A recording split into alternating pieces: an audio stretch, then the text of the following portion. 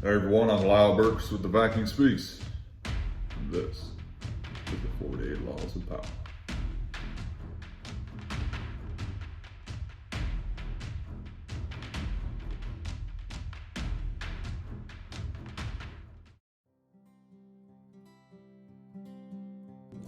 Hey everyone, I'm Lyle Burks with the Viking Speaks. Welcome back to day 62 of the 90 days video challenge. We're back with the 48 Laws of Power, Law 20. Do not commit to anyone. It is the fool who always rushes to take sides. Do not commit to any side or cause but yourself. By maintaining your independence, you become the master of others, playing people against one another and making them pursue you. Now, this law has two parts to it. So part one, there's a little quote I want to read you. It talks about Elizabeth I. So it says, do not commit to anyone, but be corrupted by all. Or courted by all, not corrupted, good Lord. Okay, so as if you allow people to feel they possess you to any degree, you lose all power over them. By not committing to your affections, they will only try harder to win you over. Stay aloof, and you gain the power that comes from their attention and frustrated desire. Play the Virgin Queen and give them hope, but never satisfaction. So in this story, he's talking about Queen Elizabeth I. And when she ascended to the power, she was kind of the talk of the town. The whole parliament, her entire court, everyone constantly bombarded her with, hey, you need to get married, a queen should have her king, and so on and so forth. So they would present suitor after suitor, whether it be in England or another country. And she would entertain them. And this went on for years.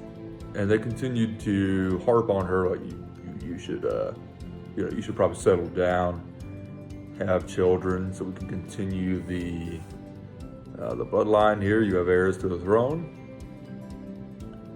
Well, apparently Queen Elizabeth had other ideas. She not only refused, but made a bit of a game of it. She would allow these men to woo her, spend ridiculous amounts of money on her, throw lavish parties, all in pursuit. They would even get to kiss on her a little bit and everything, but no one ever took her to bed. She never had kids. She never married. And all the while, she was able to maintain this semblance of peace and power over these people because she never committed to a single one.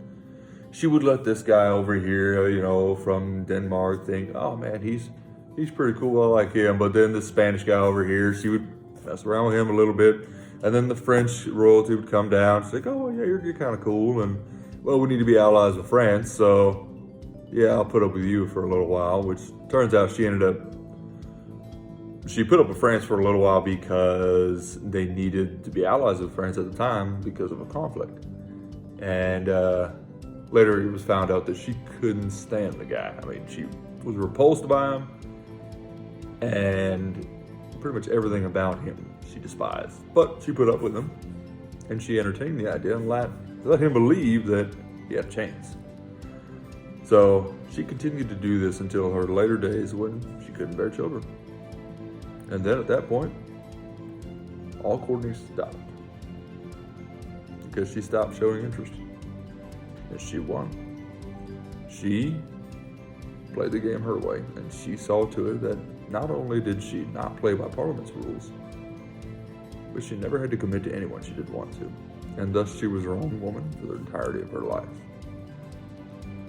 And died the Virgin Queen. Some called her the Empress of the world. She was the topic of many a song, a poem. What was it? I think it was one of her ministers, her foreign minister, I believe, foreign affairs minister. Eventually, it was found later in his journal that he used to write very provocative novels about deflowering her. It was a thing. So, so that was Queen Elizabeth I.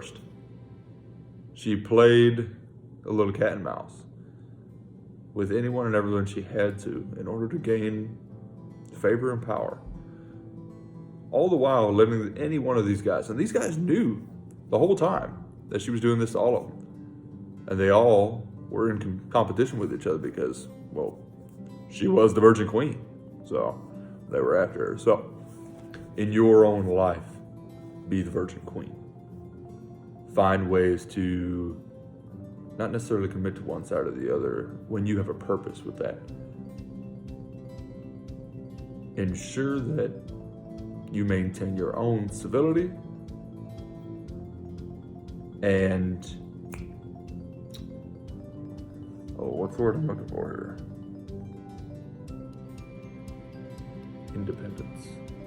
Yeah, that sounds about right. Civility and independence. You never get outlandish or rude. You never get worked up. And you always have them in good spirits, and they always feel as though they have a chance to fully win you over in whatever it is you're after. Now, the other one, interesting story here. Italy. Specifically, the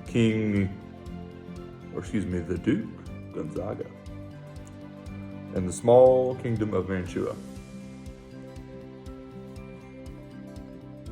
Duke Gonzaga eventually married Isabella d'Este, the daughter and ruler of another small Italian duchy, Ferrara.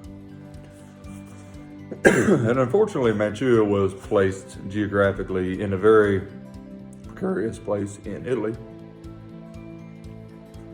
Whew. Sorry, this one's gonna be rough, y'all.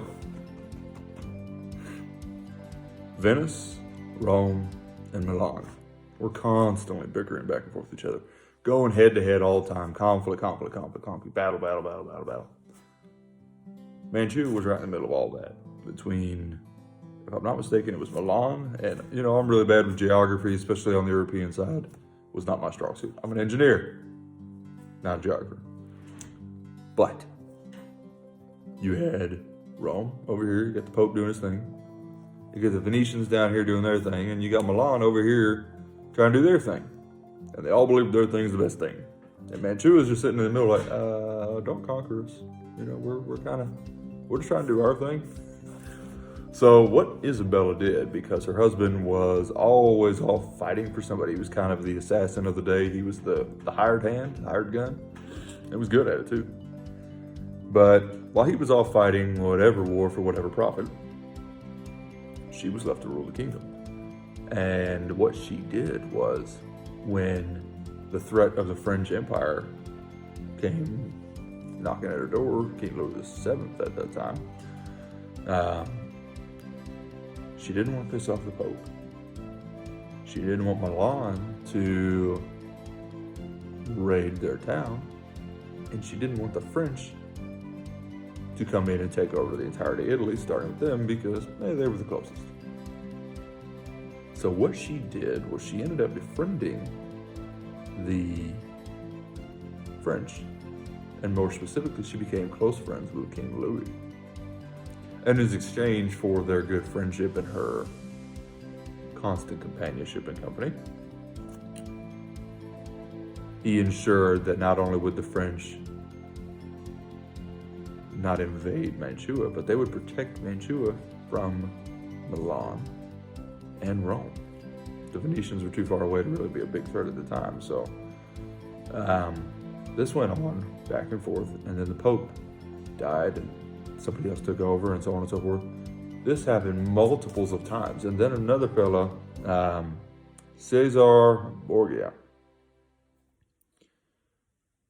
Borgia was a bit of, if you remember yesterday's video, he was kind of the emotionless man. He couldn't be offended. He wasn't all that bright, but he was highly skilled in combat. So he couldn't really be offended.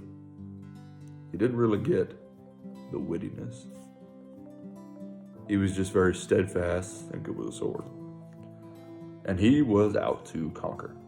So what she did is, all the while that she was friendly with everybody else, and there was also rumor that she was the lover of the ruler of Milan while her old man was away. And these women, I tell you, back in the day, they were ruthless. But did that change much? I don't know.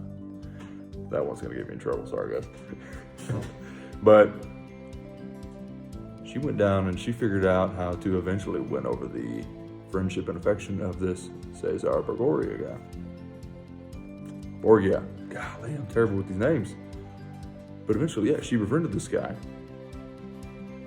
And he left him alone. So here you have Mantua.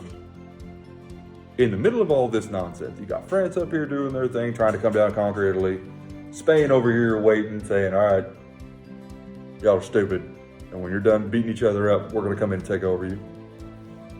Venice down here saying, we're the best of all of you. Rome over here saying, well, we have the Pope, so clearly we're the best.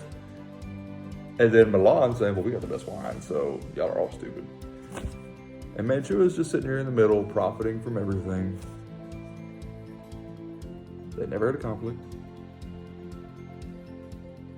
Their economy was booming. And nobody ever bothered them. In fact, everybody loved them. All because of the way their ruler craftily handled the situation. So, take it for what it's worth. Sorry for all my blunders tonight. Interesting. I like these stories. They're pretty neat. So, don't commit. Especially if it's something that you know would have disastrous side effects on one hand or the other. If you commit to one, it's going to cause bad blood here and vice versa. So, if you have the ability, find a way to be non-committal to both, but still be beneficial to both. And ultimately, you gain power over both of them. And you'll still be able to stay out of the conflict as a whole. So, that's it. That's all I got for tonight. I'll talk to y'all tomorrow. Much love. Backing out.